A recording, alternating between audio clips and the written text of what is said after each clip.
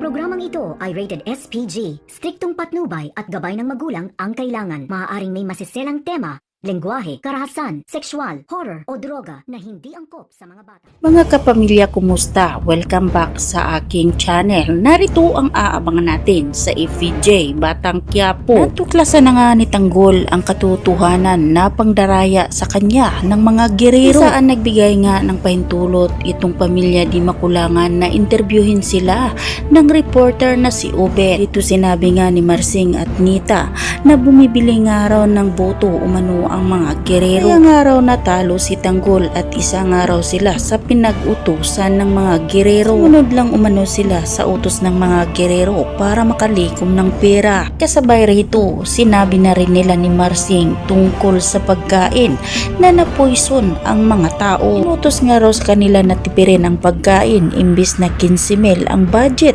ay ginawa na lang daw itong 8,000. Kaya naman sa pagkakataong ito, naglalagablab sa galit si Tanggol at handa na nga siyang ilantad ang mga sekreto ng mga gerero para mapabagsak na sila ng tuluyan. Sa paglang panig sa kagustuhan ni Mauro na makakuha ng matibay na ebidensya laban sa mga gerero, malalagay naman sa panganib ang pamilya ni Mauro dahil nga ay nagdududa nga itong si Kidlat na may ginawa itong milagro. Sabi nga ni Kidlat kay Lucio ang nakita niya kay Mauro na may binibidyohan nga raw ito sa loob.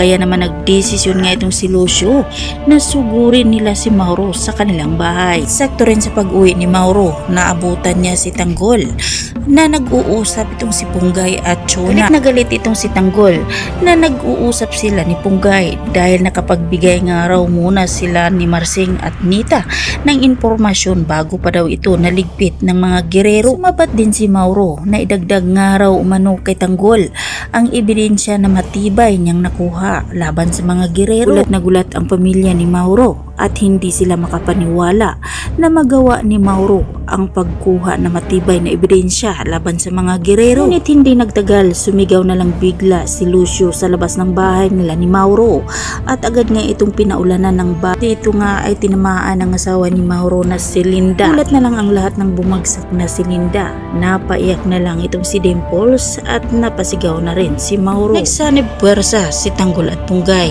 Agad na binigyan ni Punggay ng armas Tanggol na mahaba, kaya dito pinaulanan din ng bala ang labas ng bahay ni Mauro para tamaan ang mga grupo ni Lucio. Unti-unti ring napatumba ni Tanggol ang mga kasamahan ni Lucio. Lumabas na nga si Tanggol at Punggay sa bahay ni Mauro. Nagulat na lang itong si Lucio na nandoon pala si Tanggol. Tuloy pa rin ang putukan nila Tanggol at Lucio, ngunit hindi na malayan ni Punggay na nasa likod na pala niya si Lucio. Ngunit agad itong nakita ni Tanggol, kaya sinigawan niya si Punggay at sinabing mag-ingat dahil nasa likod si Lucio. Kakatakas pa kaya si Lucio sa puder nila ni Garcia? Yan ang ating pakatutukan at aabangan mga kaibigan dito lang sa FVJ Batang Quiapo. At wag po sana niyong kalimutan na i-like, i-share at pahingin na rin na isa subscribe. Maraming salamat.